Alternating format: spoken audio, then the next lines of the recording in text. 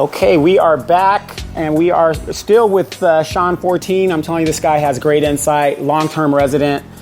The guy, he should run for office, but that's just my personal opinion. The guy's a genius, and we're going to get a little bit more information as Sean tells us a little bit more about his thoughts on Moreno Valley and what's going on here.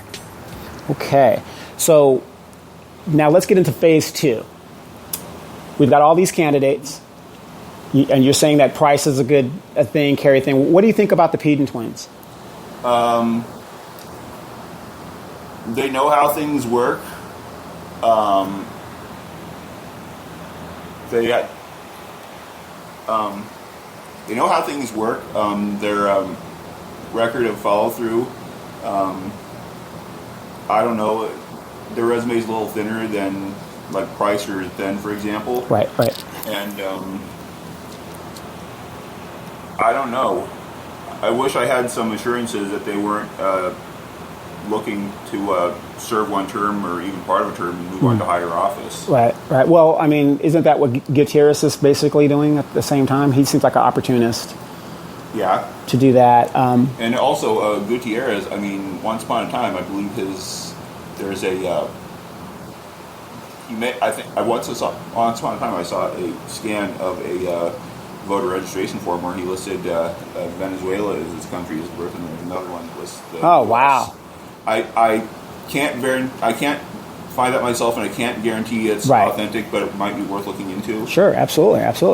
So like I said, that's why I demanded you come on this show, because you're giving a lot of insight. Like we've been saying, do your homework. We're not here to convince people, but the facts are the facts. Mm-hmm. And we got to, like I said, LaDonna Jimson. Mm-hmm. I mean, for her to come out and say what she said, I mean, I would have never, ever thought that this lady was a bank robber. I would have never ever thought. People say, well, it was embezzlement. Well, schematics. Bank robbing is bank robbery. Stole the money. Bank robbery. Inside job. Yeah, inside job. It's a bank robbery. So, and then her story still is not adding up to me. But I'm not going to go into that and be into that.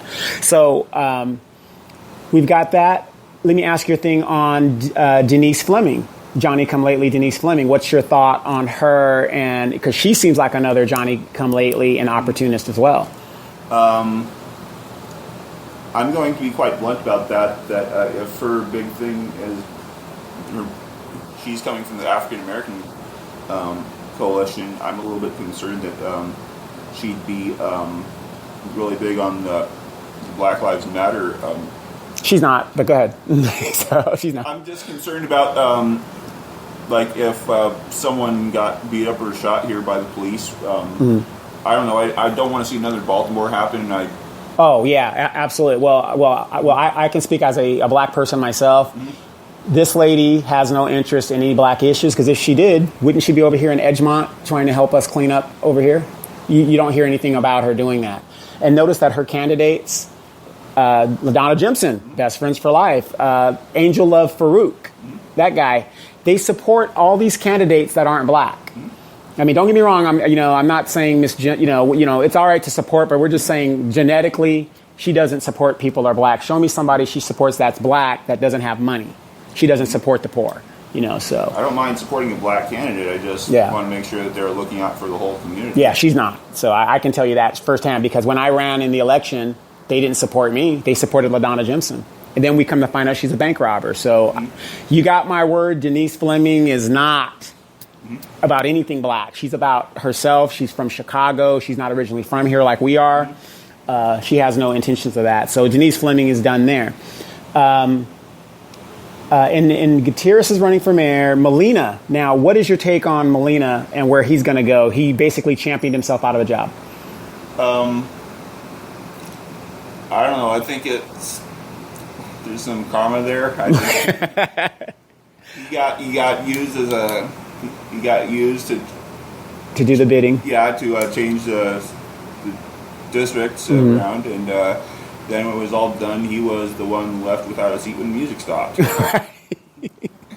So, hey, like I said, he's the perfect candidate to run, because he doesn't ask questions and doesn't even think to research what they're telling him to do. Yeah. So I'm still really curious about what he's talking about with that forensic audit. Right, me too. Absolutely. And, well, I don't believe that doing anything other than trying to avoid going to jail over something. I really think that we need to sit down with him and find out what's going on and how we can get that audit. Because quite frankly, I know there's people that would like to see those recouncil members all go to jail, but I don't know. I'd rather straighten out the city's finances and city's politics. I think that would be more important long term than hunting heads. Right, because everything's not adding up. I mean, our public safety budget is supposed to be bankrupt in 3 years, and yet we don't have money for boys and girls clubs and things that the people need. But we have money for infrastructure, for Ito's project, or other things that or substance abuse, or the homelessness, like substance abuse. Helping child support so people can get off welfare and get a job. There's things that can be done with that money other than dumping it into a warehouse project that's not likely to work out. Right, and then what a lot of people don't understand, I've met with City Hall officials and things like that. For Aldi and all these companies here, we practically give away the house in subsidies that the revenue coming back from these warehouses isn't going into the city coffers. But they're creating jobs, $8 an hour jobs, $7.50, whatever. But the damage that's being done to the city is beyond what we need. I mean, there's not enough money that is coming back to us because we're giving these guys sweetheart deals just to build here. Yeah. So that's a big problem. Rather than trying to build these new businesses, most of the local economy is small businesses. I mean, we've got lots of empty storefronts. In some cases, we have nearly ghost town strip malls. Right. There's one up in District 2 off of Indian and Hemlock. Yeah, it's been there for a while now. Yeah, and it's like it almost looks like there's nothing there. There's no one there. Yeah, it's almost like an old Wild Western ghost town, abandoned ghost town. And I think Jeffrey Gaiba, when I spoke to him a couple of weeks back, he was saying that, and I think it was in the paper too, that the owner of that area has been offered over 30 times to do things with it, and he's turned all those little projects down. So, and speaking of Jeffrey Gaiba, I mean, he won by so-called 7 votes. I don't know how that happened. But what's your take on your Representative Gaiba? I think he seems hot-headed. I know he tends to be a real jerk towards Jemison in the meetings. Yeah. He seems to have his mind made up before public comments even start. Right. I mean, I'd heard a lot of stories about what these people were like before I went to the city council meeting. I couldn't believe it myself. Yeah, and honestly, most of the times I come to a city council meeting, I have bizarre dreams like that night. Right. It's just, and I don't trust Gaiba. I don't know. There's just something about him I don't trust. Well, I mean, the guy received $250,000, him by himself. Yeah. And you look at his voting record, it is straight down the line of Highland Fairview. And then he initiated the dissolvement of the March Joint Powers. Now, my opinion on that is we tried to sue the March Joint Powers, and we found out that you can't sue yourself, which cost us hundreds of thousands of dollars. Yeah. So now by dissolving it, that would absolve us from suing. Now we could go in and sue. Yeah. And get what we want to do. And this guy is doing the playbook straight down the line. Yeah, and I'm concerned about how that will affect a company that plans to build a large psychiatric hospital there that would provide the services that county isn't providing people. Because I've known people that have been to county and they honestly get better services just being surrounded by their family to help them out as opposed to being over there. Right, absolutely. Now, let's move into my district. Now, you're in the newer part of Edgemont, so don't think that you're not in Edgemont. You're in Edgemont, okay? I'm by the golf course. I'm kind of good over here.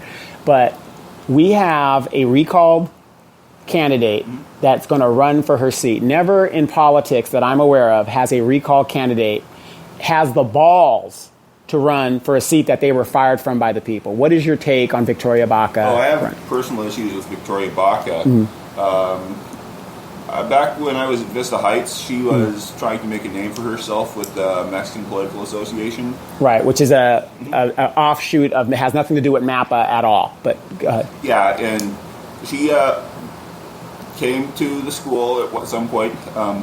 The school issued a letter to all parents about what was going on, and basically she claimed that some defective Mexican kids were getting harassed and stuff, for disciplinary issues at a higher rate. And so eventually she shows up one day and after school, and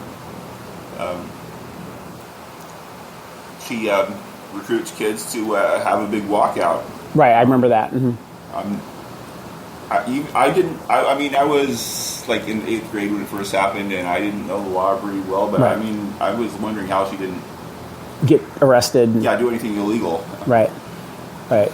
Now, in regards to Victoria Baca, and I know what's interesting though is that when the day the walkout happened, I mean, everything at school was today. I mean, the campus security was bored. I mean, the teachers pointed out that no one was like talking over everyone. I mean, right.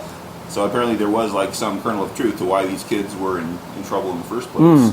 Right. Exactly. And then she did the same thing on the graduation day for my middle school, and there were like something like 4 or 6 cops or something like that guarding Victoria Baca and all the behavior problems that didn't graduate. Right. You know, and it's amazing to me that this lady gets elected to the school board and to a council, and she has the nerve to run for her seat again. But speaking of Victoria Baca, I've been talking about her continually ever since she's been recalled in litigation and criminal activity. Yeah.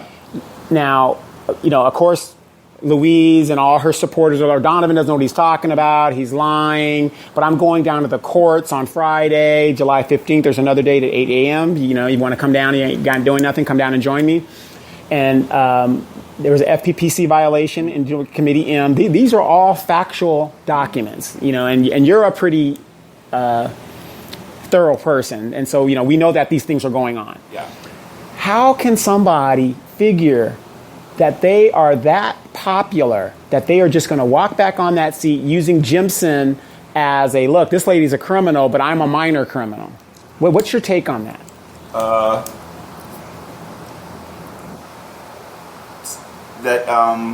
She must have like a really different view of her self-esteem than most people do.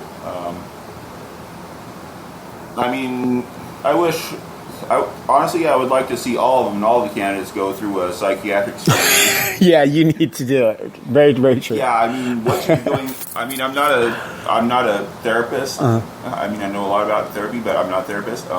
What she's doing sounds a lot like she's probably a very narcissistic person, and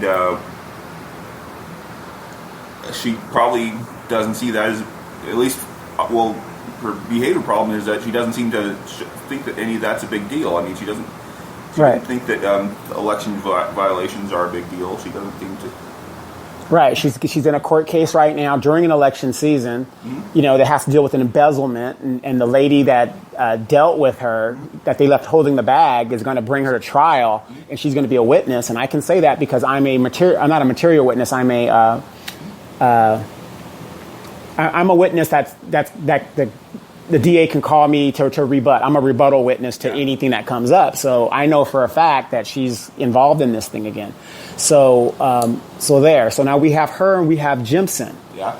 Now, the revelation of what Jimson has gone through, and, you know, I know she has a lot of friends and things like that.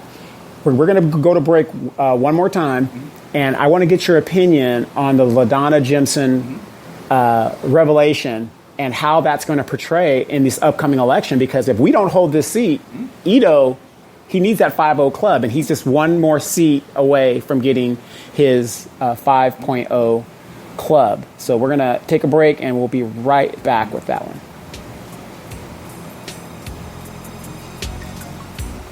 Hey.